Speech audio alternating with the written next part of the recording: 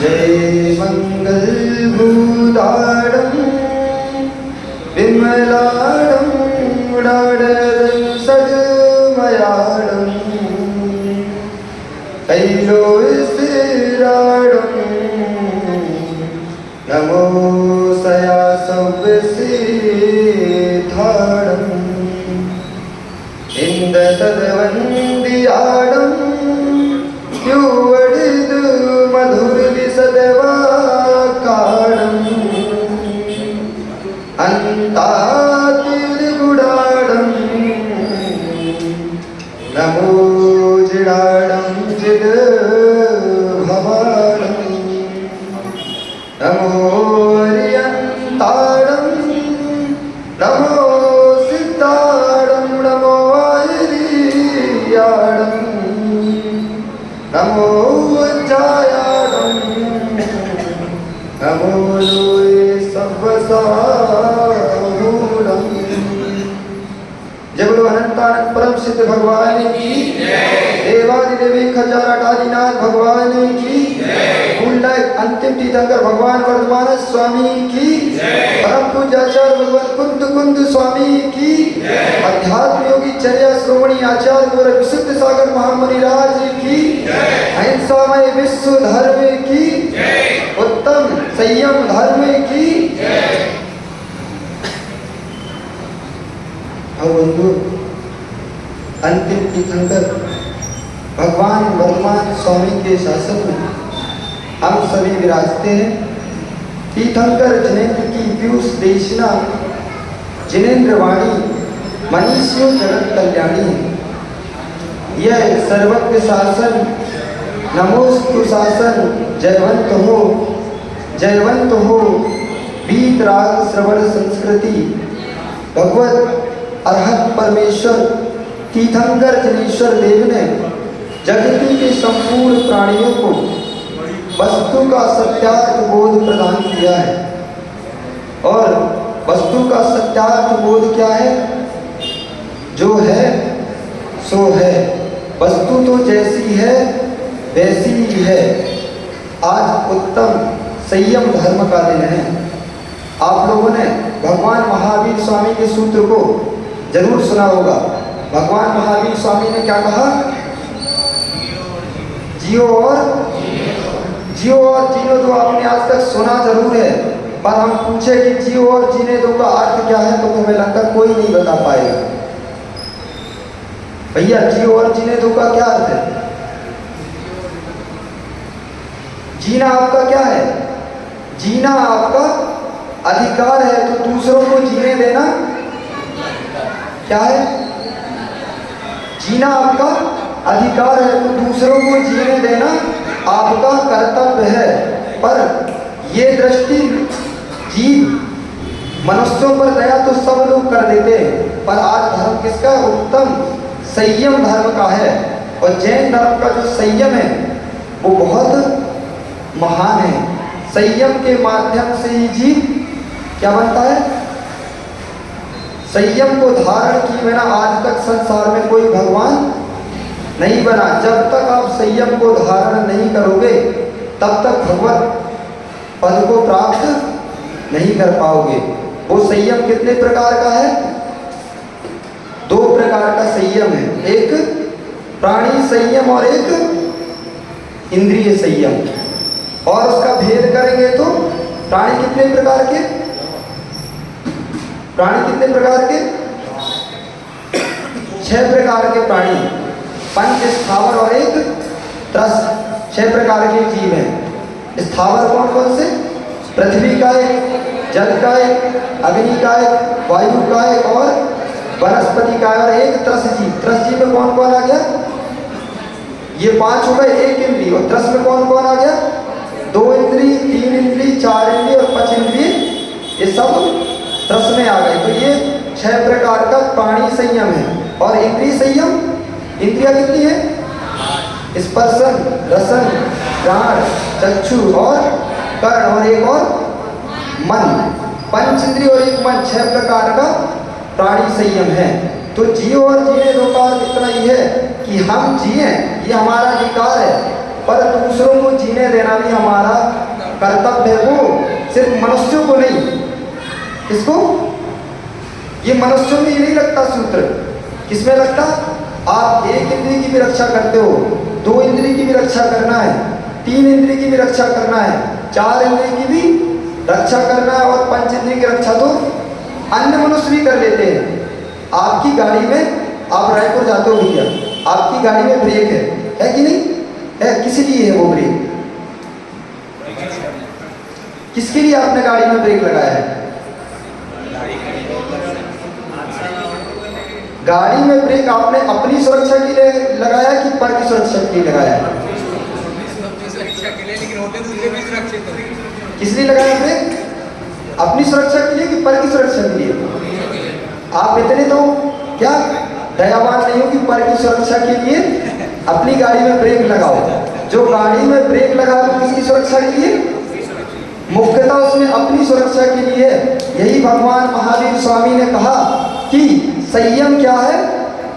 आपकी जो गाड़ी है, इसकी मन और इंद्रियों की जो गाड़ी भाग रही है, संयम क्या है? उसमें ब्रेक है, ब्रेक। संयम की प्रशंसा किससे कर दी गई? संयम और कुछ नहीं, मात्र ब्रेक है, ब्रेक। जो गाड़ी, ब्रेक का क्या काम है? जो गाड़ी बहुत स्पीड से भाग रही है तो उसको क्या करती? नियंत्रण करती है। कौन? ब्रेक उस गाड़ी की स्पीड को नियंत्रित करता है। ऐसे ही संयम, जो तुम्हारी इंद्रिय और मन की प्रवृत्ति कहाँ जा रही? विषयों में बहुत गति से भाग रही है, उसमें ब्रेक कौन लगाता है? संयम। संयम उसमें ब्रेक लगाता है। तो जो गाड़ी में ब्रेक है वो हमने अपनी सुरक्षा के लिए लगाया है, लेकिन अपनी सुरक्षा जब हम करते हैं तो पर की सुरक्षा अपने आप हो जाती है। लेकिन लक्ष्य क्या है? हमारी सुरक्षा का। तो यही जीवन जीने का अर्थ है कि जीने हमारा अधिकार है। तो हम यदि जीना सीख गए, आप सबको जीना आता है क्या? महावीर भगवान के कहे अनुसार यदि आपको जीना आ गया तो विश्वास मानो आपके जीवन से लाखों लोगों का जीवन बच जाएगा। आपको जीना नहीं आता है, इसलिए पर का जीवन आपके कारण जा रहा है। जा रहा कि नहीं? कैसे जा रहा है? अभक्ष्य का सेवन किया, बिना छने पानी का प्रयोग किया, रात्रि भोजन किया, उसमें जीव की हिंसा हो रही कि नहीं? हो रही कि नहीं? हो रही ना? तो इसका मतलब है कि आपको जीना अभी नहीं आता। यदि जिस दिन आपको भगवान महावीर स्वामी के कथन अनुसार जीने लग जाओगे, उस दिन पर के जीव की रक्षा करनी नहीं पड़ेगी, वो स्वयं हो जाएगी, करनी नहीं पड़ेगी कुछ भी। ब्रेक लगाया हमने अपनी सुरक्षा के लिए, पर की सुरक्षा हो गई। ऐसे जिसको जीना आ गया वो संयम से जिएगा तो पर की रक्षा अपने आप हो जाएगी। तो इतना गहरा महावीर भगवान का सूत्र था, वो इसीलिए था कि जीव संयमित जीवन जिए। और संयमित जीवन होता क्या है?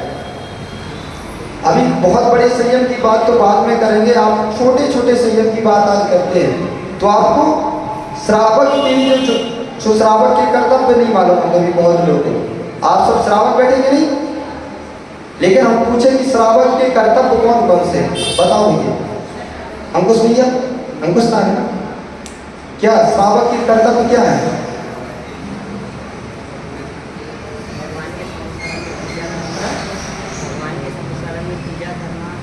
हाँ, 6 कर्तव्य। कितने कर्तव्य श्रावक के? 6। कौन कौन से?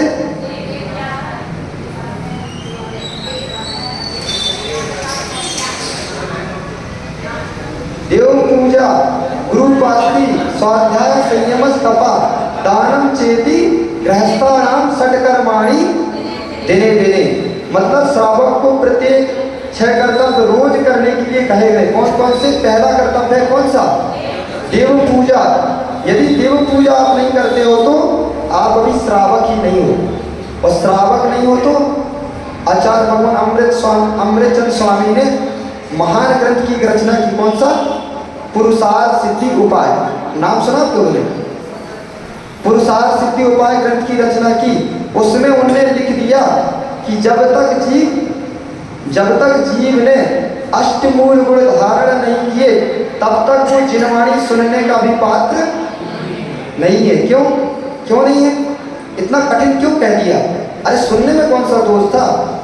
लेकिन उन्होंने कहा कि जब तक जीव ने अष्टमूल गुण धारण नहीं किए तो उसको जिनवाणी भी सुनने का पात्र नहीं कहा। क्यों? अष्टमूल गुण कौन कौन से?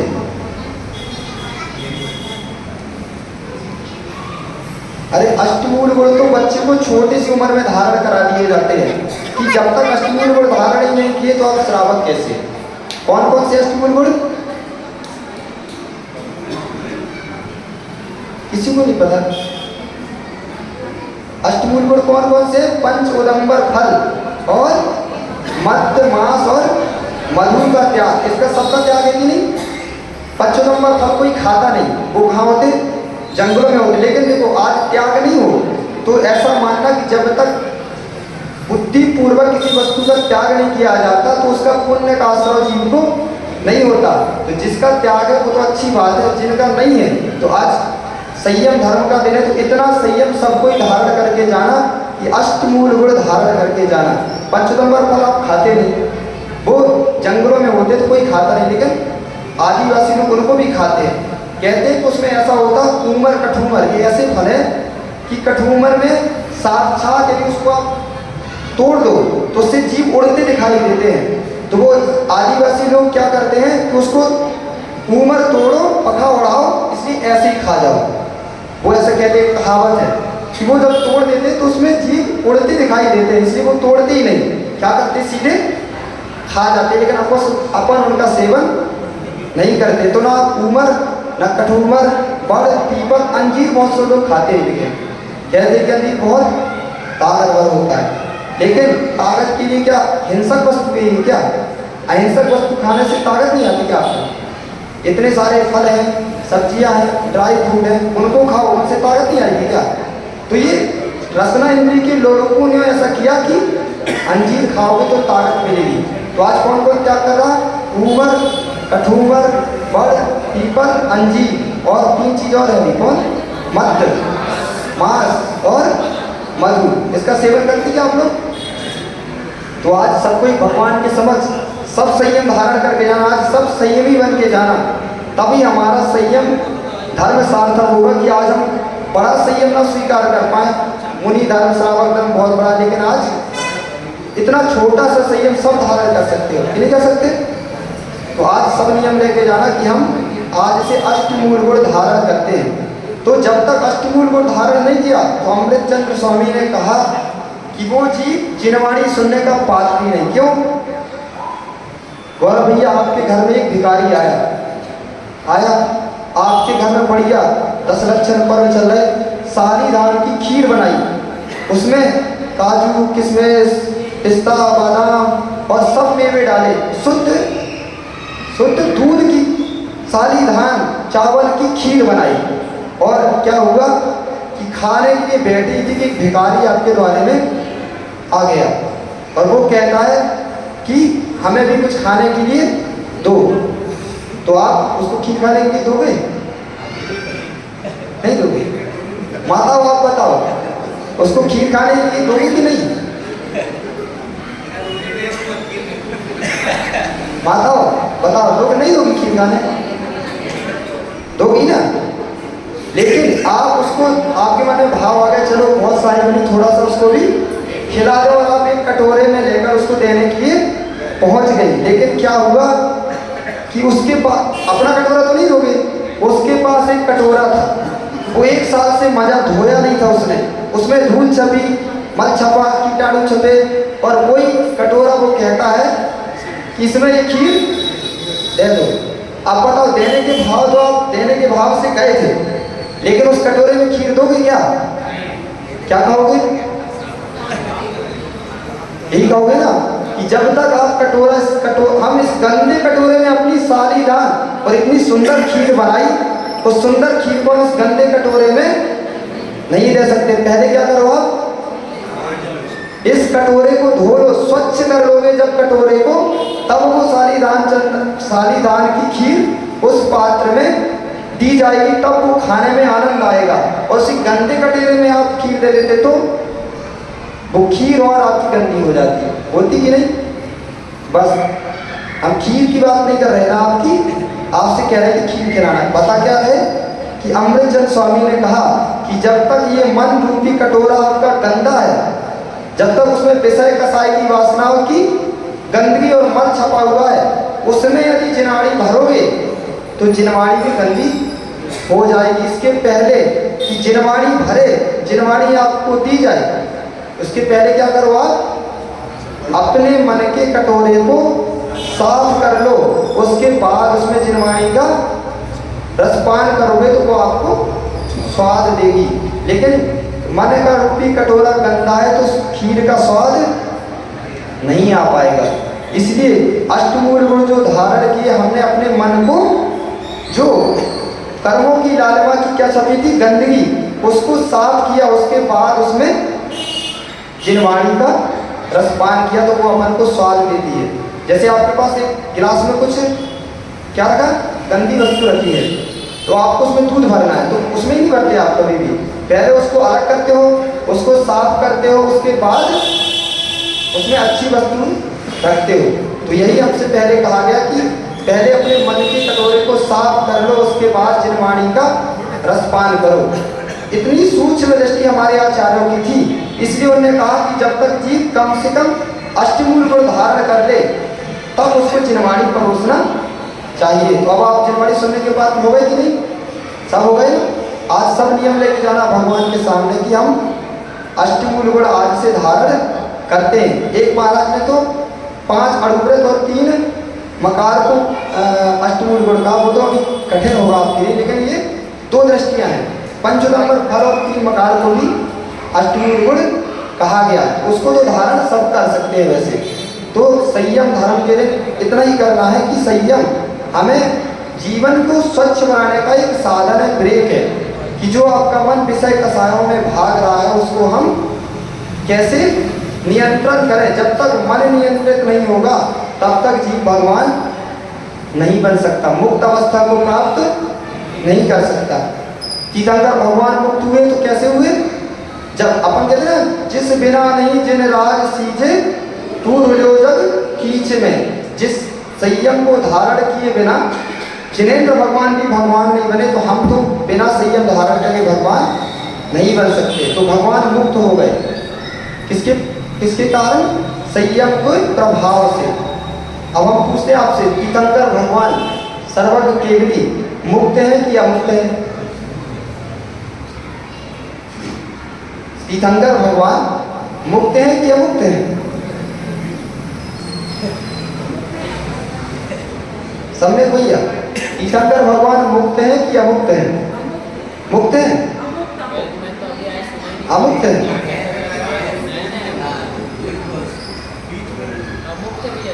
अमुक्त है कैसे? ये तो तुक्का मारना होगा कि आप मुक्त हैं, तुक्का मत मारो, इससे बताना, दृष्टि लगा के आपको बताना तीर्थंकर भगवान मुक्त है कि तीर्थंकर भगवान मुक्त है। अपन पढ़ते नहीं मुक्त की मैं वंदना करूं, आज तक आपने यही सुना होगा, किसी ने ऐसा नहीं सुना होगा, लेकिन आज आपको एक नई चीज बता रहे। क्या आपने आज तक यही सुना होगा कि तीर्थंकर भगवान मुक्त हैं, लेकिन हम कह रहे हैं कि तीर्थंकर भगवान अमुक्त है। अब आप सही हो कि हम सही, बताओ?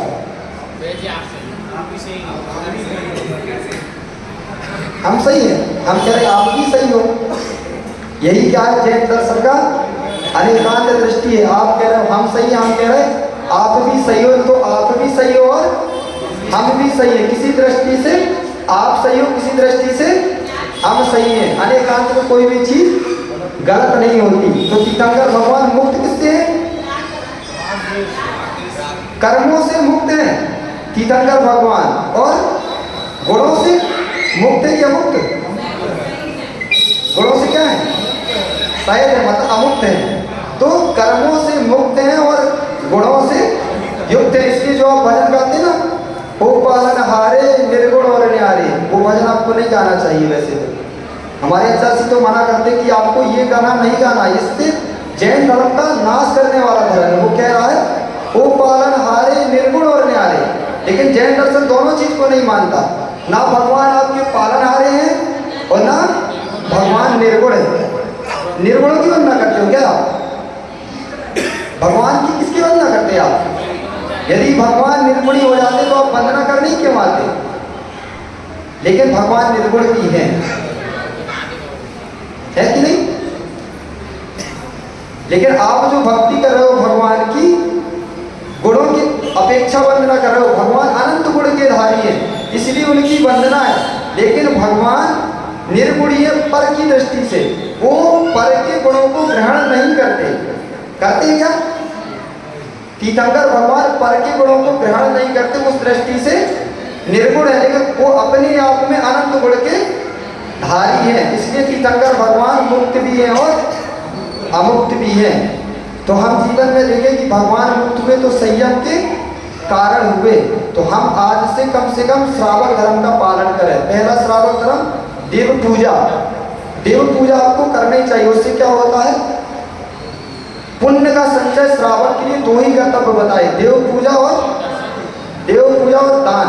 दानम पूजा मुख्यम। श्रावक के दो मुख्य धर्म है, दान और पूजा। दान पूजा श्रावक नहीं करता तो वो श्रावक है ही नहीं।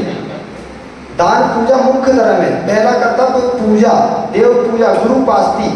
देखो आप ये भी चिंतन करो, जैन धर्म है जो साइंटिफिक धर्म है, 6 कर्तव्य क्यों कहे श्रावक के? एक भी तो कह सकते थे कि देव की पूजा करो, लेकिन नहीं, ऐसा क्यों कहा? देव पूजा, गुरु उपासती। देव की पूजा करने के बाद गुरु की उपासना करो। देव पूजा, गुरु उपासती, स्वाध्याय, उसके बाद थोड़ा स्वाध्याय करो, संयम को धारण करो। स्वाध्याय, संयम, तपा। जितनी आपकी सामर्थ्य है उतनी त्याग तपस्या करो। सामर्थ्य की करना, सामर्थ्य से ज्यादा तपस्या संक्लेशता की कारण बन जाती है। आप पूजा पढ़ते ना, कीजिए शक्ति प्रमाण, शक्ति विनाश श्रद्धा है। यदि शक्ति से ज्यादा कर लिया तो जो उसको पुण्य का संचय नहीं होगा, उससे ज्यादा संक्लेशता हो गई यदि, तो पाप का बंध हो जाएगा। तो स्वाध्याय, संयम, तपा, दानम चेति गृहस्थानाम। दान करो। फिर उसके बाद ये श्रावक के 6 कर्तव्य बताए। क्यों बताए? 6 क्यों बताए? 1 क्यों नहीं बताया? 6 इसलिए बताए कि आप पढ़ने जाते रहे हो छोटे, सब पर अभी भी कुछ लोग पढ़ रहे हो छोटे, तो एक दिन में 1 क्लास भी तो पढ़ा सकते थे कि आज मैथ पढ़ाई जाएगी पूरे दिन, कल पूरे दिन साइंस पढ़ाई जाएगी, परसों पूरे दिन हिस्ट्री पढ़ाई जाएगी, उसके पहले दिन बाद में ज्योग्राफी पढ़ाई जाएगी। 7 पीरियड एक दिन एक सब्जेक्ट पढ़ाया जा सकता था, हो सकता था ना ऐसा। लेकिन एक ही दिन में 1 घंटे के 7 पीरियड क्यों रखे? हाँ, इसलिए रखे कि एक चीज को आप बहुत समय तक नहीं पढ़ सकते। 1 घंटे मैथ पढ़ ली, पीरियड बदल जाता है, 1 मिनट की रिसेस होती है, इतने में माइंड फ्रेश हो जाता है। फिर मैथ्स को साफ करके व्यक्ति साइंस पढ़ता है। यदि मैथ में यदि पढ़ा जाएगी तो दिमाग भारी होगा कि नहीं? बस उसी दृष्टि को लिया गया कि श्रावक को 6 कर्तव्य बता दिए। 1 कर्तव्य देव पूजा करनी, 1 घंटा करने में मन लगेगा। 24 घंटे करोगे तो पूजा से भी मन हट जाएगा।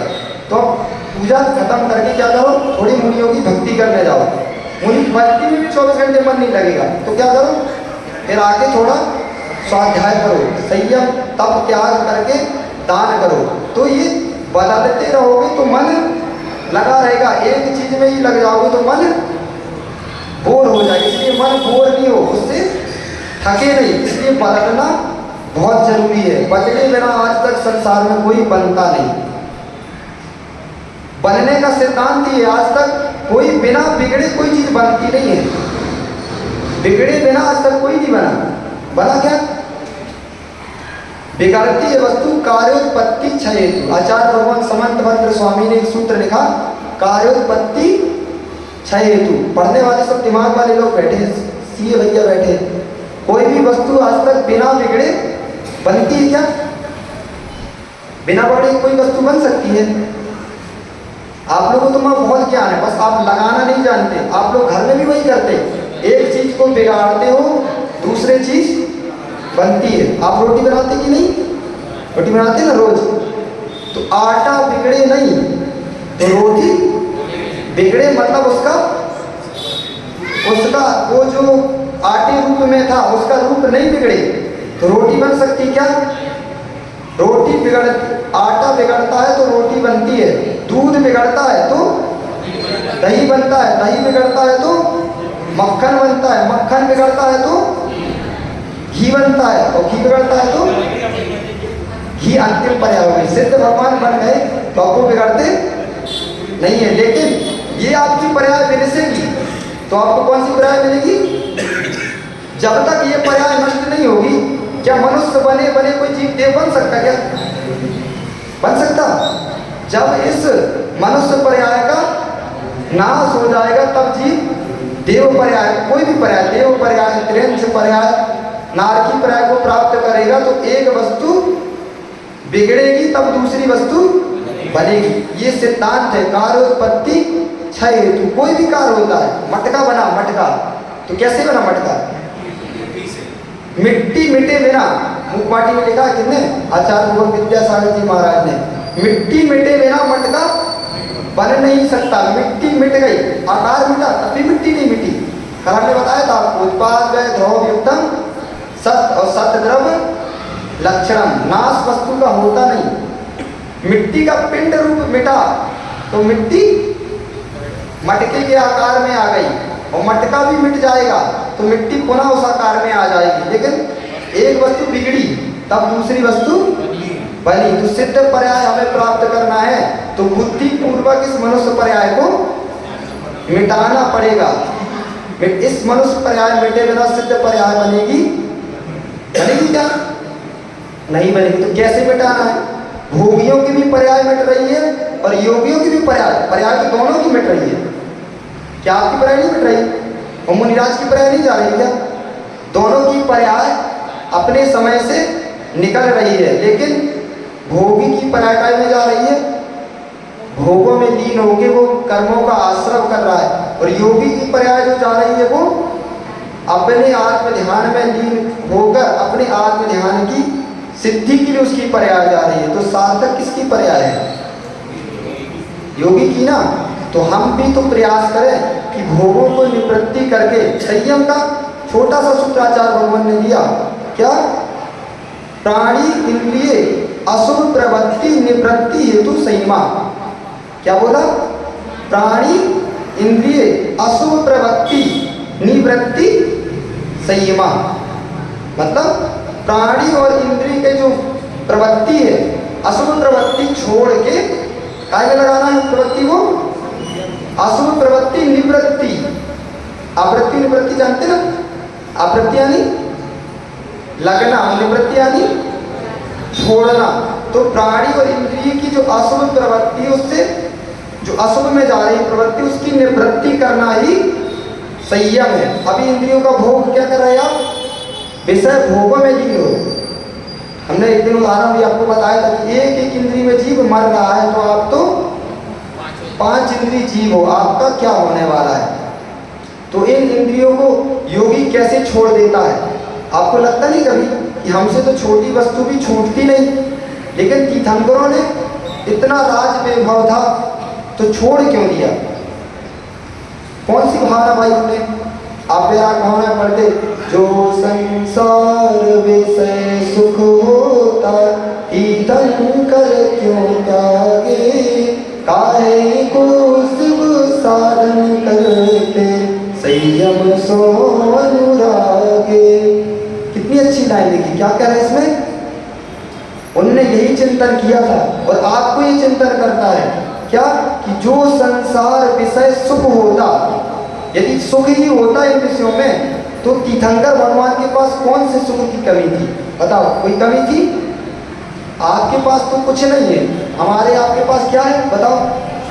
थोड़ा सा सुख। आपने जम्बूद्वीप देखा होगा, और हम आपसे कहें कि आप गौरव भैया इतनी संपत्ति है आपके पास, लेकिन हम आपसे कहें कि आप अपनी संपत्ति को 3 लोग के नक्शे में, जो जम्बूद्वीप का ही नक्शा है, इसमें आपको सुई दे रहे, सुई से नोक से आप बता दो कि नक्शा देंगे, उसमें बताना कि इतनी भूमि हमारी है, इतनी संपदा हमारी है, तो रख पाओ उसमें आप सुई रखने में तो अंबानी की इतनी ताकत नहीं कि वो उसमें सुई रखते कि हमारी इतनी संपत्ति है, तब भी छोड़ नहीं पा रहे। इतनी सी भी संपत्ति नहीं, तब भी छूट नहीं रही।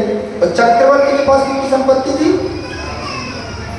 चक्रवर्ती ने कितना छोड़ा मालूम है? पहला भावना में ही पढ़ते हो आप लोग, क्या पढ़ते? कोटि 18 घोड़े छोड़े 84 लख हाथी। बताओ कितना छोड़ा? कोटि 18 घोड़े। कितने घोड़े थे? 18 करोड़ घोड़े। और हाथी कितने? अब आपके पास एक भी नहीं है, बताओ, तो भी नहीं छूट रहा। और रानी कितनी थी? कितनी रानी थी चक्रवर्ती के पास? हैं? कितनी रात? चक्रवर्ती के पास 96,000 रानियां होती थी, उनको भी छोड़ के चला गया। और गौरव भैया एक रानी को नहीं छोड़ पा रहे, बताओ। एक रानी को भी छोड़ने की ताकत नहीं है, लेकिन चक्रवर्ती ने इतनी ताकत जुड़ाई, ऐसा वैराग्य भाव जागृत हुआ कि कितनी रानी छोड़ के चला गया। और छोड़ा तो कैसे छोड़ा? कैसे छोड़ा मालूम?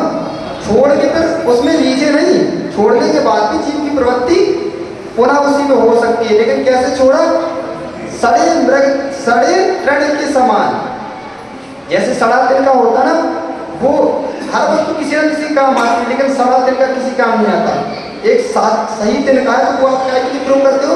उसको लेके खाना खाने के बाद उसको अपने दांतों का वो निकालने के प्रयोग कर लेते हो। तो इसलिए उसमें तिनका नहीं कहा, तिनके जैसा छोड़ा। उसमें क्या लिखा? सड़े तिनके के समान सारे संसार के वैभव को, स्त्रियों को, धन को, घोड़ों को और हाथियों को छोड़कर चक्रवर्ती दीक्षा ले लेते हैं। सड़े तिनके जैसे कि वो किसी काम को, उनको लगा कि सारी संपत्ति हमारे किसी काम की नहीं है और हमारे पास कुछ भी नहीं है, तो भी हम सोचते सब हमारे काम का ही तो सोचते ना। तो कैसे हमारा कल्याण होगा बताओ? इसलिए मुनिराज ने क्या भावना भागे? आपको यही भावना बना है कि हमारे पास कितनी संपत्ति है, लेकिन आप ये चिंतन करोगे कि संसार के विषयों में सुख नहीं है। क्यों? यदि संसार के विषयों में सुख होता तो तीर्थंकर भगवान छोड़ के नहीं जाते। जो संसार विषय सुख होता तीर्थंकर क्यों त्यागे, काहे को शिव साधन करते। तो तब उन्होंने जान लिया कि शिव के साधन, शिव अर्थात आत्मा के साधन में ही उनको सुख दिखा। इसलिए उन्होंने संसार के विषय सुख को छोड़कर आत्मा के सुख को ग्रहण किया। क्यों? इसीलिए किया क्योंकि बाहरी सुख में जो आप सुख मना रहे हो वो इंद्रियों का सुख है, लेकिन आत्मा का रियल सुख तो संयम धारण जीव करता है तभी प्राप्त कर पाता है। कैसे छोड़ देता है त्यागी? जो वैराग्य भावना से भर जाता है, कैसे इन इंद्रिय सुखों को छोड़ देता है? तो उसका एक बहुत अच्छा उदाहरण आता है। कैसे छोड़ दिया कि आपने क्या किया? बहुत अच्छी रबड़ी बनाई, बढ़िया दूध को ओटा मस्त, उसमें फिर क्या डाला? मावा मिष्ठान डाल के मस्त एक गिलास भर के रख दिया। लेकिन क्या था? वो रबड़ी बहुत गर्म थी और गौरव भैया आपकी देवी ने आपको क्या किया? वो रबड़ी लाके हाथ में दे दी। अब बताओ, वो इतनी गर्म थी बहुत, देखने में तो कैसी लग रही थी? रबड़ी थी बहुत, मावा मसाला सब डाला हुआ था, तो सुंदर थी कि नहीं? सुंदर तो थी, लेकिन जैसे ही आपने हाथ में पकड़ा तो इतनी गर्म थी। अब ये लोभ कर गया कि अरे यार कितनी महंगी वो एक रबड़ी। आजकल तो वैसी महंगाई का जमाना है, कम से कम वो रबड़ी 500 रुपये की हो गई। अब सोचो 500 रुपये की रबड़ी को छोड़ोगे कि हाथ जलाओगे? क्या करोगे? बताओ आप क्या करोगे? ऐसी रबड़ी आपको गर्म दे दी किसी ने, भले कोई इतनी सुंदर थी, हाथ जला दोगे?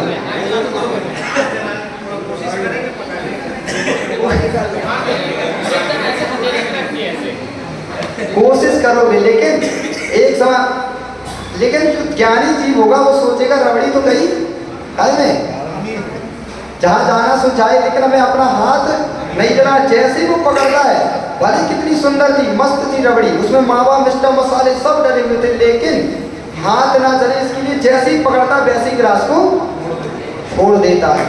सब कुछ होने के बाद भी जैसे एक व्यक्ति ने अपने हाथ ना जले इसलिए उस गिलास को छोड़ दिया, ऐसे ही जो ज्ञानी जी वैराग्य से भर जाता है, इंद्रिय विषयों को सब सुख दिखाई दे रहा है लोगों को कि उसमें स्पर्श इंद्रिय का सुख है, रसना इंद्रिय का सुख है, घ्राण इंद्रिय का सुख है, कर्ण इंद्री का सुख है और चक्षु इंद्री का सुख है, लेकिन उससे क्या होता, हमारी आत्मा क्या हो रही है? जैसे हाथ ना जले तो आपने वो रबड़ी का गिलास छोड़ दिया, ऐसी वैरागी ज्ञानी जी हमारी आत्मा ना जले इसलिए उन विषय भोगों को त्याग कर देता है। ऐसे त्याग करता है, सोचता नहीं, बिल्कुल मन में विचार भी नहीं लाता कि उसको अपने हाथ में रखूं, इतना महंगा होने की बात भी नहीं लिखता विचार। क्यों? क्योंकि हाथ जल रहा था। ऐसे ही जिसको अपनी आत्मा का बोध हो जाए कि हमारी आत्मा इन कर्मों से जल रही है, किस लिए? इन विषय भोगों को पकड़ने के कारण, तो वो जीव ऐसे ही उन विषय भोगों को त्याग कर देता है। क्योंकि त्याग में ही सुख है, ग्रहण करने में किसी को आज तक सुख नहीं मिला। संयोग में ही दुख मिल रहा है। संयोग सारे खत्म हो जाएं तो सारे दुख खत्म हो जाएं, सही है कि नहीं? तो संयोग आप बढ़ाने में लगे हुए हो और कह रहे हो कि भगवान हमारे दुख दूर हो जाएं। यदि दुख से बचना चाहते हो तो संयोगों को कम करना प्रारंभ कर दो। आप भावना द्वादशी का सामायिक पाठ पढ़ते हो, उसमें पढ़ते हो रोज, संयोगतो दुख मनेक भेदम यतो स्मृति जन्म बरे शरीरी ततस्विधासो परवर्जनियो दिया सुनानिल वतिमात्मनीना। अर्थात जीव संयोगतो दुख मनेक भेदम, जो जीव संसार में अनेक दुखों के भेद को ग्रहण कर रहा है वो किसके कारण? संयोग के कारण। अंकुश भैया आपकी शादी हो गई? नहीं हुई। शादी किसकी हो गई? दोनों की आपकी शादी हो गई? तो बताओ कि आपको आज आपकी देवी का, आपकी सासू की बेटी का, समझ गए सासू की बेटी कौन? आपकी सासू की बेटी का सिर दर्द करने लगे तो उसका तो सिर दर्द कर ही रहा है, लेकिन आपका सिर दर्द, उसका सिर दर्द हुआ कि आपको उससे डबल सिर दर्द हो जाएगा, होगा कि नहीं? लेकिन आप चिंतन करो, जब आपका उससे संयोग नहीं हुआ था, वो अपने मायके में थी, तो उसका सिर दर्द कर रहा था कि बुखार चढ़ी थी कि उसके घर में शोक हो गया था, उसका प्रभाव आप पर पड़ता था क्या? क्यों? कोई संबंध ही नहीं था पहले कोई। अब बताओ, आपने उस सासू की बेटी से संबंध बना के सुख बढ़ाया है कि दुख बढ़ाया है? अभी आपको घर में ही रहना है, देखिए आपके सामने बैठी है, तो सोच के बोलिए क्या बढ़ाया? सुख बढ़ाया है। ठीक है, बहुत अच्छी बात है। इसीलिए तो संसार में फंसे हुए हो। क्या सोच रहे हो कि पर का संयोग करके हम सुख बढ़ा लिए, लेकिन सुख बढ़ा कहाँ? जब वो आपके पास नहीं थी तो उसको कुछ भी उसके घर में हो रहा था। अपने घर में चाहे वो बीमार पड़े, उसके घर में शोक हो जाए, उसके घर में कोई खत्म हो जाए, कुछ भी हो जाए, आपको उसका कुछ फर्क ही नहीं पड़ रहा था। लेकिन आज तो उसके रिलेशन में भी, उसके दूर के रिलेशन में भी कोई खत्म हो जाए तो आपको भी वहां रोने जाना पड़ता है, जाती कि नहीं? क्यों? ये रोना क्यों पड़ गया? संयोग किया इसलिए दुख बढ़ा। संयोग नहीं होता तो दुख नहीं होता, लेकिन फिर भी व्यक्ति संयोग में ही आनंद मना रहा है, लेकिन संयोग में सुख नहीं है। सुख किसमें है?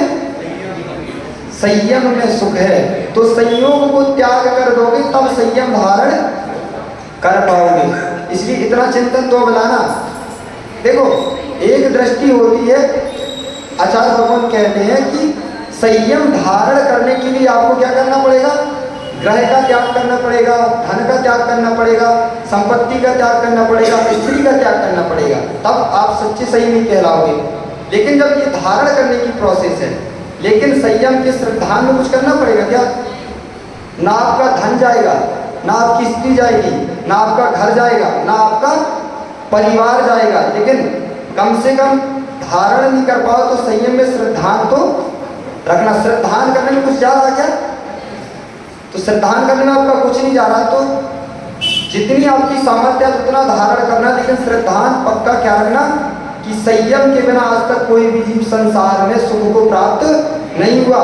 जब भी आत्मा परमात्मा दशा को प्राप्त करेगी तो संयम उसका माध्यम बनेगा। संयम के माध्यम के बिना कोई जीव परमात्मा नहीं बनेगा।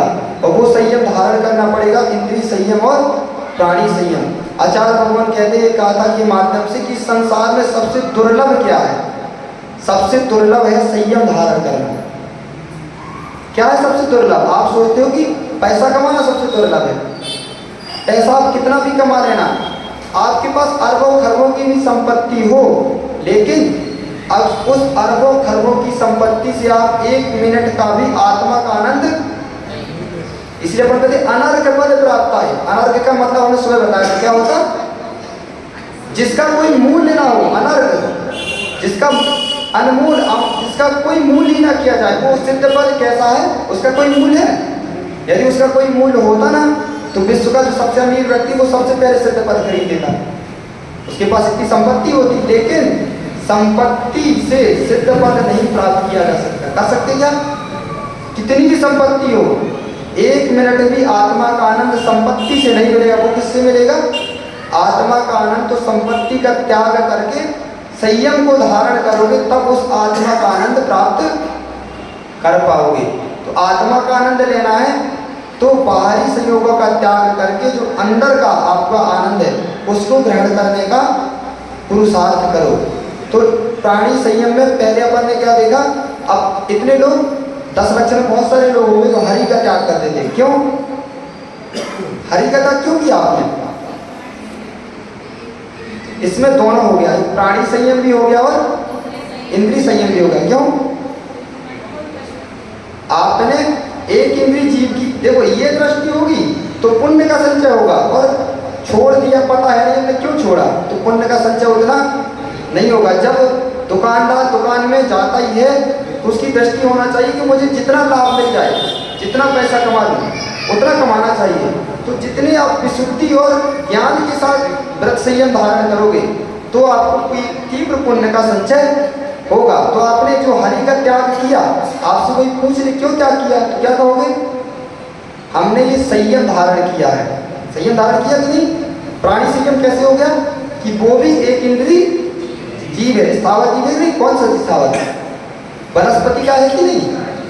वनस्पति का एक इंद्रिय जीव की रक्षा के लिए हमने सोचा, खाते तो साल भर है, लेकिन एक दिन के लिए एक इंद्रिय जीव के वनस्पति का जीवों की हिंसा ना मेरे कारण हो, तो हमने त्याग किया। इसलिए वो क्या हो गया?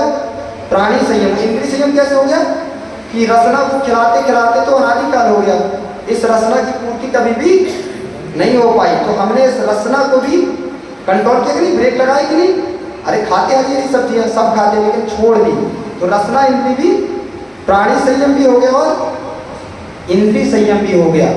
तो ये जैन दर्शन की महान दृष्टि है कि एक इंद्रिय जीव की भी रक्षा करता है। तो आचार्य भगवान कहते हैं जैसे आप चींटी की रक्षा करके चलते हो ना, ये प्राणी संयम है। चींटी की रक्षा करते कि नहीं? जैन हो तो चींटी की तो रक्षा कर लेते हो, तो जैसे चींटी की रक्षा करते हो वैसे ही अपने किसकी रक्षा करो? परिणामों की रक्षा भी करो, कि परिणामों को कुभाव भाव से कैसे बचाएं। तो कैसे बचेगा? यदि भाव खराब हो गए, ऐसा भी होता होगा, आपने भी देखा होगा कि जीव चींटी की तो रक्षा करेगा, चींटी की देख के चला कि मुझसे चींटी ना मर जाए, और जब क्रोध कसाय आती है तो पंचेंद्रिय जीव को ही मार देता है। तो ये कैसा संयम है? चींटी को तो आप देख के चल रहे थे, लेकिन जब कसाय भड़की तो भाई ने भाई को ही मारने खड़ा हो जाता, होता कि नहीं? धन का राग आ जाए और गृहस्थी का राग आ जाए तो भाई भी भाई को मारने के लिए खड़ा हो जाता है। तब नहीं वो सोचता कि मैं जैन हूँ, चींटी को आज तक देख के चला कि मुझसे मर ना जाए, लेकिन उस समय भाई को नहीं देख रहा। तो ये क्या है? इसलिए जब तक कहते हैं कि शरीर को मत सुखाओ, शरीर सूखने से आज तक मोक्ष नहीं हो सकता। शरीर के सूखे लोग तो बहुत सारे हैं, क्या शरीर को सुखाने से मोक्ष मिल जाएगा? किसको सुखाना है? शरीर सूख गया और कसाय नहीं सूखी तो विश्वास मानना आपका नियम से कभी भी कल्याण नहीं होगा। और शरीर नहीं भी सूखा, कसाय सूख गई तो नियम से आप सिद्ध गति को प्राप्त कर लोगे। तो शरीर ही नहीं सुखाओ, शरीर के साथ ये भी देखो कि जैसे शरीर सूख रहा है वैसे कसाय भी सूख रही है कि नहीं। पता चला शरीर तो सूखा है, तो क्रोध करता है तो पूरा घर उससे डरने लग जाएगा, पूरा सारा डर के मारे उससे कांपने लग जाएगी, भैया बड़ा खतरनाक व्यक्ति है। तो आपका सारा शरीर सुखाना क्या हो गया, व्यर्थ हो गया। तो मोक्ष मार्ग में शरीर सुखाना है कि कसाय? कसाय कैसे सूखे? संयम धारण करोगे तो इसीलिए करते हैं कि कसाय हम मंद हो जाए। मंद कसाय नहीं हुई तो संयम धारण करना भी विफल हो जाता है। संयम धारण कर लिया लेकिन कसाय सूखी नहीं, वैसे ही भड़क गई कभी आपकी कसाय, तो क्या होगा फिर? जो उपास कर रहे हैं, जो एक आसन कर रहे हैं, उनको विशेष ध्यान देना है। जैसे आप देख रहे हो कि हमारा शरीर तो सूख ही रहा है, देखो दीदी को 10 उपास कर रही है, उनका शरीर सूख रहा कि नहीं? तो आपसे कहना है कि देखो जब आपका शरीर सूख ही रहा है, साधना कर रही है, 5 उपास हो गए, 5 हो गए ना उनके, 6 उपास हो गए। सोचो आप एक दिन भी व्यक्ति खाता तो उसका क्या हाल होता? हमने 6 उपास करे, तुम क्या बोलना करोगे कि नहीं? ताली बजा कर बोलनी कर दोगे। तो देखो उनका शरीर सूख रहा है तो इतनी दृष्टि उनको और देना। यदि कोई अज्ञानी जीव शरीर सुखा रहा हो तो उससे कहना कि भाई शरीर ही मत सुखाओ, शरीर के साथ कसायों को भी सुखाओ। यदि कसाय नहीं सूखी तो शरीर सूखना व्यर्थ चला जाएगा। तो शरीर के साथ हम ध्यान देने हैं कि कसाय भी हमारे सूखना चाहिए। तो जैन दर्शन ने, हमारे दर्शन में तो ये आपको बहुत बड़ा सौभाग्य प्राप्त हुआ है। भगवान तीर्थंकर ने ये आपको सौभाग्य दिया है कि उनने आपको अपने जैसा बनने का सौभाग्य दिया है। ये सौभाग्य नहीं है आपका? अन्य दर्शन में जन्मे होते तो आपसे यही कहा जाता कि बेटा जीवन पर्यंत अनंत संसार तक क्या करना है? भगवान भगवान ही रहेगा और भक्त भक्ति रहेगा। अन्य दर्शनों में तो भक्त को भगवान बनने की व्यवस्था नहीं। एक महान जैन दर्शन ही ऐसा है जो कहता है कि प्रत्येक जीव भगवान बनने की सामर्थ्य रखता है तक नहीं? यदि भगवान की दृष्टि आपके जैसी होती तो आप भगवान कभी नहीं बन पाते। बन पाते क्या?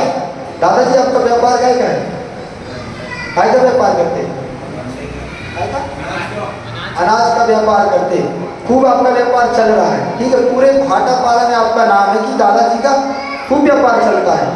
और कोई व्यक्ति बाहर से आए और कहे कि दादाजी हमने आपका बहुत नाम सुना, पूरे भारत में आपका व्यापार बहुत अच्छा है, और आपसे कहे आप तो हमें क्या बता दो, अपनी जैसे आप व्यापार करते हो वो ट्रिक मुझे बता दो कि मैं भी वैसे व्यापार कर लूँ। आप बताओ, आप उसको सारे जैसे व्यापार के आपका तरीका उसको बता दोगे सब? अब बताओ, इनके जैसे लोग हो जाए तो कोई भगवान ना बन पाए। क्यों नहीं बताओगे? आपको यही मनुष्य की प्रवृत्ति है।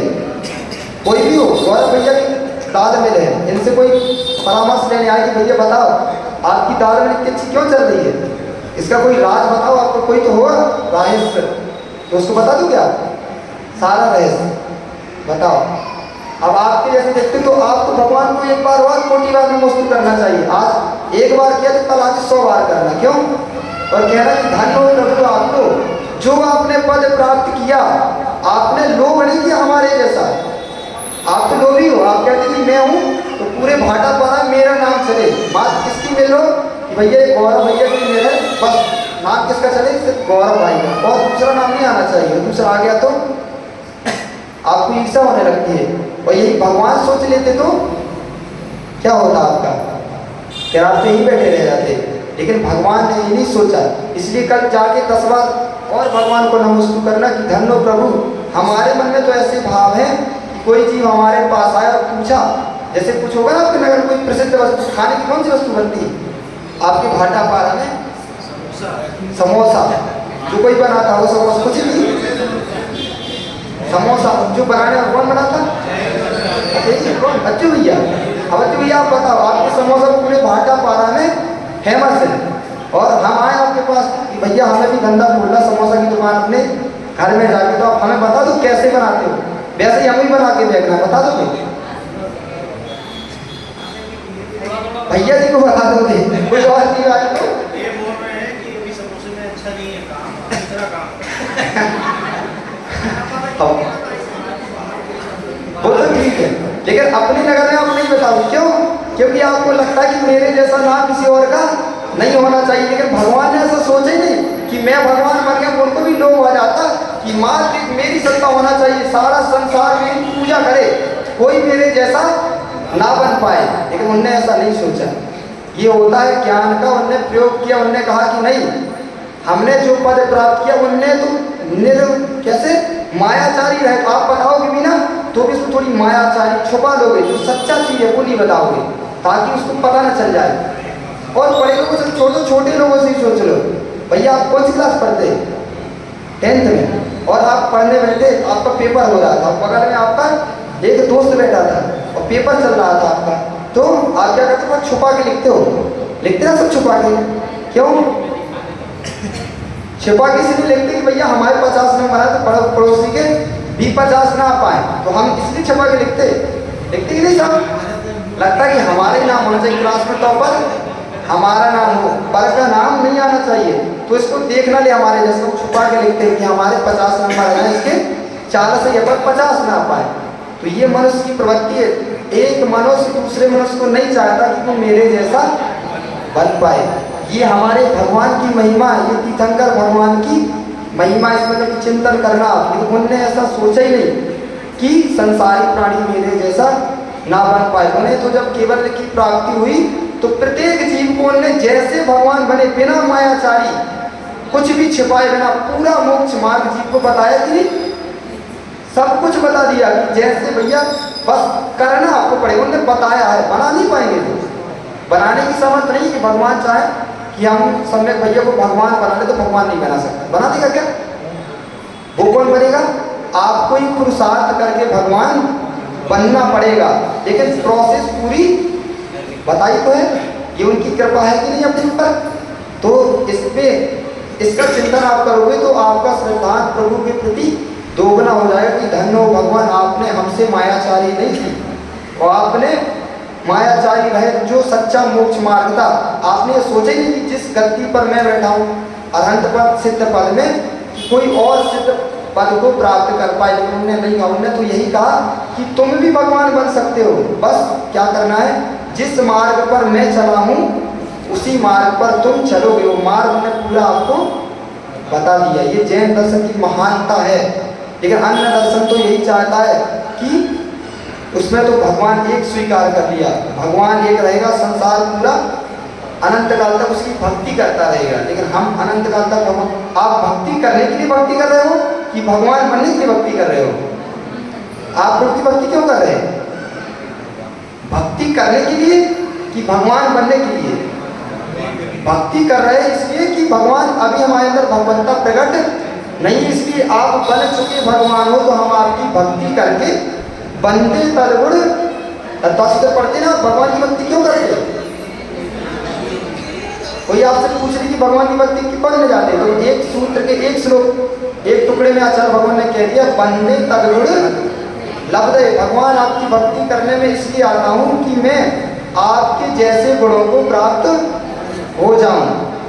इसीलिए ना बंदे तदगुण लब्ध है, आपके जैसे, ना कि आपके। आपको भगवान के गुण प्राप्त करना है कि भगवान के जैसे गुणों को प्राप्त करना है? कि भगवान के गुण प्राप्त करना है? भगवान के गुण आप प्राप्त नहीं कर पाओगे। भगवान के तो जो गुण है, यदि भगवान के गुण ले लिए तो भगवान निर्गुणी हो जाएंगे। भगवान के गुण आपको नहीं मिल पाएंगे, और ले लोगे आप तो वो निर्गुणी हो जाएंगे, आप गुणी हो जाओगे। तो ऐसा नहीं है, भगवान के गुण नहीं चाहिए हमें भगवान के जैसे गुण प्राप्त करना है। बंदे तद गुण लब्ध है। हे प्रभु आपके चरणों में मैं सिर झुकाने, अभिषेक पूजन करने, विधान करने इसीलिए आता हूँ कि आपके जैसे गुणों की प्राप्ति भी आज नहीं सही तो कब भविष्य में मुझे भी हो जाए। ऐसी भावना के साथ यदि भक्ति होगी तो आपकी भक्ति मोक्ष मार्ग में कार्यकारी कहलाएगी। तो जैन दर्शन हमेशा प्राणी और इंद्रिय संयम पर जोर देता है, क्योंकि संयम के बिना कोई भी जीव सिद्धि को प्राप्त नहीं कर सकता। तो बड़ी बड़ी चीजें छोड़ दो, आज छोटा छोटा संयम धारण करके जाना। रात्रि भोजन त्याग ये जीवन के लिए असंयम है। देखो आपका छोटा सा संयम जैन धर्म की प्रभावना कर देता है। गौरव भैया आपको बहुत क्या करना, प्रभावना करने का भाव आ जाए कि जैन दर्शन की बहुत प्रभावना करना है। तो ढोल नगाड़े से जैन धर्म की प्रभावना नहीं होती। ढोल नगाड़े पूरे नगर में भिजवा देना, लेकिन उससे आपके पैसे तो चले जाएंगे, तो उतनी प्रभावना नहीं होगी। लेकिन जैन दर्शन की प्रभावना तो छोटी सी चीज में हो जाती है। कौन सी? कि आप ट्रेन के सफर में जा रहे थे, बहुत लंबे सफर में थे, और क्या हुआ कि शाम होने को जैसे हुई और आपने अपना टिफिन खोला और खाने के लिए बैठ गए। 10 लोग अपने आप जान गए कि ये जीव पक्का ये जीव जैन होगा, तभी शाम का भोजन करना प्रारंभ किया। आपने ना ढोल बजाए, ना नगाड़े बजाए, ना पैसा खर्च हुआ, आपको भोजन भी मिल गया, लेकिन जैन धर्म की प्रवाहना हुई कि नहीं? आप रेलवे स्टेशन में थे, कोई बड़े प्लेस में थे, सब वहीं पानी पी रहे थे और आप गए, आपने वो पानी नहीं पिया, आपने क्या किया? छन्ना लेकर गए और छन्ना लगाया पहले नल की टोटी में, फिर पानी छाना और फिर पिया। तो जितने लोग वहाँ थे सब जान गए कि ये कौन है। तो ये प्रभावना हो गई कि नहीं? तो ये मत सोचना कि हमारे पास पैसा नहीं है, हम ज़्यादा अमीर नहीं है तो हम धर्म की प्रभावना नहीं कर सकते। पैसे से प्रभावना नहीं होती। यदि पैसे से प्रभावना होती तो मुनिराज के पास पैसे है क्या? लेकिन वो प्रभावना ज़्यादा करें क्या? वो कर रहे हैं ना। तो पैसा प्रभावना का कारण, पैसा भी प्रभावना का कारण है। दोनों का महत्व अपनी अपनी जगह पे बताया था। अर्पित नर्पित, अर्पिता नर्पित सिद्धि, किसी की मुख्यता है, किसी की गौणता। पैसे वाले भी नहीं होंगे ना तो ये कितना बड़ा जिनालय, आपके इतना सुंदर जिनालय बना, इतनी भव्य प्रतिमा विराजमान है। यदि किसी के पास पैसा ही नहीं होता तो इतना भव्य जिनालय होता क्या? तो जिनने अपना पैसा इस जिनालय में भी लगाया, प्रतिमा में लगाया, तो वो भी जिन धर्म की प्रभावना की कि नहीं? तो वो भी जरूरी है। तो उससे ही नहीं होगी। ये किस लिए बताया गया? हीन भावना नहीं आए कि कोई गरीब व्यक्ति तो उसके मन में हीन भावना आ जाएगी, अरे यार जितना मंदिर में है सब गौरव भैया नहीं कराया, सब दादाजी ने पैसा लगाया है, तो बेचारा जो गरीब होगा उसके मन में हीन भावना आने लगेगी कि हमारा तो मंदिर में कुछ नहीं है, हम तो मंदिर में कोई सदस्य ही नहीं। तो उस हीन भावना से बचने के लिए कहा गया कि पैसे से ही प्रभावना नहीं होती। उनने जिसके पास जो सामर्थ्य तदरूप आप उसकी प्रभावना करने का पुरुषार्थ करो। आपके पास पैसा है तो आपने मंदिर में पैसा लगा दिया, किसी के पास कम पैसा था उसने एक प्रतिमा विराजमान कर दी, तो जिसके पास कुछ नहीं था उसने त्याग ही कर दिया। तो जैन धर्म की प्रभावना की कि नहीं? उसने रात्रि भोजन ही छोड़ दिया। अब जब जब बाहर जाएगा शाम को खाएगा, जितने लोग देखेंगे तो जैन धर्म की प्रभावना होगी। तो जैन धर्म की प्रभावना के लिए बड़ी मत सोचो, आप इतना ही सोचो कि हम जैन हैं। पुराने लोग जो बूढ़े बैठे उनको पता होगा जैन के 3 चिन्ह होते थे, अब वो चिन्ह नष्ट हो गए, बहुत कम बचे। कैसे आपकी पहचान होती कि आप जैन हो? एक सूत्र आता छोटा सा, कनक कलेऊ छन्ना, ये जैनी के चिन्ह। सुना आप लोगों ने कि नहीं? कनक कलेऊ छन्ना, ये जैनी के चिन्ह, ये जैनी के चिन्ह है। कनक, कनक यानी क्या? पहले बूढ़े लोग जाते थे ना कहाँ यात्रा में, तो ये नहीं सोचते थे जाएंगे कोई कुछ लेके, आज के जैसे नहीं कि चलो होटल में तो खा लेंगे, करना का आज कहीं कुछ ले जाने की जरूरत नहीं है, जगह जगह होटल खुल गए। लेकिन दादा आपके जमाने में क्या होता था? कनक लेके जाते थे कि नहीं? लोग एक टीम में बूढ़े लोग कनक लेके, घी लेके, आटा रख लिया, थोड़ा सा नमक रख लिया, कहीं भी गए अपना बनाया और खाया, लेकिन बाहर का नहीं खाते थे। खाते थे क्या? अब तो सम्मेलन शिखर में भी आप जाते तो भी शुद्ध भोजन नहीं करते, वहाँ भी होटल में डोसा खाने पहुँच जाते, जैसे आपके वाटा पारा मिलता नहीं हो। तो कम से कम तीर्थ यात्रा के उद्देश्य से गए, तब तो त्याग करके जाना कि बाहर जा रहे हैं। देखो घर में आप क्या कर रहे हो, कोई देख रहा क्या? प्रभावना की दृष्टि आए तो घर में आप बना के खा लेना, घर में खा लेना। क्या अब मतलब घर में जो चीज़ खाने की नहीं जैन धर्म मना किया गया, तो नहीं खाना, खाना भी आचार से कहते, तो घर में खा लेना। उसमें प्रभाव, आप तो खा रहे, आपको पाप लगेगा लेकिन आप प्रभावना नहीं होगी, लेकिन बाहर जाके करोगे वही चीज़ तो उससे आपके जैन धर्म की आप प्रभावना होगी। अब वो क्या है ना, वो जो आदर्श थे वो खत्म हो गए। पहले जैन ऐसे होटलों में बैठ के नहीं खाते थे, पहले खाते थे क्या? आचार्य हमारे बताया करते थे एक जमाना था कि जैनी का बच्चा यदि होटल में खा दे ना, पूरे गांव में हल्ला मच जाता था कि भैया जैनी का बच्चा होटल में खाने गया, बताओ। लेकिन आज क्या हो गया? सामान्य हो गया। लेकिन पहले के लोग कनक लेकर जाते थे, कनक कलेऊ, कलेऊ यानी नाश्ता, कलेऊ यानी होता बुंदेलखंड में कहते नाश्ता। तो आप यहाँ से रायपुर गए तो आप यही सोच के चले जाते हो कुछ नहीं ले जाना, पुरानी माँ लोग रख भी देंगे कि चलो बेटा अपनी पूड़ी ले जाओ, थोड़ा सा अचार ले जाओ और थोड़ी सी नमकीन रख लो, वहीं बैठ के खा लेना। यार कहें तो वहीं तो है होटल, वहीं खा लेंगे। लेकिन पहले के लोग अपना टिफिन लेके जाते थे, वहाँ गए अपना टिफिन खोला, शुद्ध खाया और कनक कलेऊ छन्ना। पानी तो सब जगह मिल जाएगा, छना पानी आपको नहीं मिलता। लेकिन आप तो क्या करते हैं, बिस्लरी की बोतल लेकर रखी और आप तो सब जगह मिलने लगी। तो ये मत सोचो, यदि छोटे में भी आपको प्रभावना करना तो आप छोटी कदम बढ़ाना प्रारंभ करो, जैन धर्म की प्रभावना आपके माध्यम से हो। कम से कम ये लोग कह तो पाए कि आप जैन हो। आप भी अजैनों की जैसे ही रह रहे तो आपकी पहचान धीरे धीरे खत्म हो रही कि नहीं।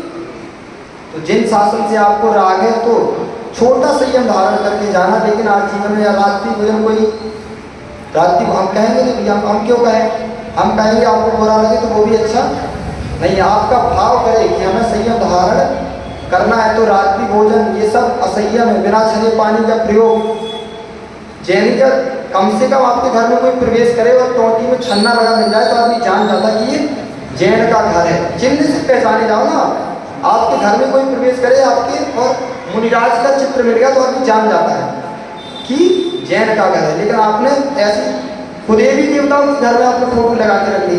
आपकी दुकान में पहचान होनी चाहिए आप जैन होगी तो अपने नीलकंठ गुरु की, अपने अनंत भगवान की प्रतिमा फोटो लगा के रखो कि आदमी बाहर वाला आए फोटो देके पूछना ना पड़े उसको कि आप जैन हो क्या। फोटो देखेगा समझ जाएगा कि नीलकंठ गुरु की फोटो लगी, इसका मतलब जैन का घर है। और आपके घर में प्रवेश किया, उसने देखा कि फोटो किसकी लगी, इसकी कुदेवी देवताओं की भी फोटो लगी है तो पता ही नहीं चलेगा कि आप जैन हो कि अजैन। तो ये पहचान आपको अपनी रखना कि नहीं कि हम जैन हैं। तो आपसे घर में आपके जिसके कुदेवी देवताओं की फोटो लगी है उनको हटा के आज निर्गत मुनि और सचिव देव की फोटो लगा के रखना कि आपकी पहचान हो कि हम जैन हैं। तो छोटा सा भी संयम, कहते ना कि छोटा छोटा कदम रखते एक दिन मंजिल पूरी हो जाती है। तो ऐसे ही छोटे छोटे नियम भी आज आप ग्रहण करोगे, एक दिन ऐसा आएगा कि आप बड़े नियमों को भी ग्रहण, शुरुआत छोटी सी होती है। बच्चा होता ना, इतना छोटा बच्चा जिससे चलते नहीं बनती तो आप क्या करते, वो 3 कांटे की उसको क्या देते सहारे के लिए, क्या कहते वो गाड़ी को, हाँ वाकर उसको दे देते कि इसके सहारे बेटा थोड़ा थोड़ा चल। उसका सहारा लेके थोड़ी थोड़ी चलता है, 4 महीने बाद वो अपने पैरों में खड़ा हो जाता, फिर गाड़ी को फेंक दिया जाता है। ऐसे ही धीरे धीरे हम एक एक नियम धारण करेंगे, एक दिन हम ऐसे पूरे संयम को धारण कर लेंगे जब और एक भावों का सारा उनको गाड़ी का सहारा दिया था वो छूट जाएगी।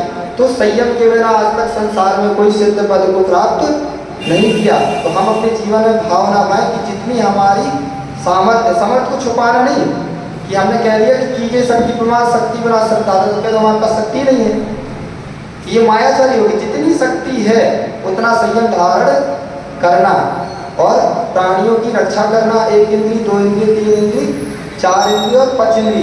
लेकिन प्राणियों की रक्षा तभी कर पाओगे जब कसाय का समन होगा। जब कसाय भड़कती है तो जीव 5 इंद्री को नहीं देखता तो वो 1 इंद्री 2 इंद्री को कौन देखने वाला है। तो प्राणी संयम, इंद्री संयम के माध्यम से ही, संयम के माध्यम से एक दिन भगवान बन जाता है। तो आप भी भगवान बनने की भावना रखते हो तो संयम को अपने जीवन में स्वीकार करो, तभी आपका 10 लक्षण पर सार्थक होगा। इसी मंगल भावना के साथ भगवान महावीर स्वामी की परम पूज्य अध्यात्म योगीचर्या श्रोमणी आचार्य गुरु विशुद्ध सागर जी महामुनि राज की उत्तम संयम धर्म की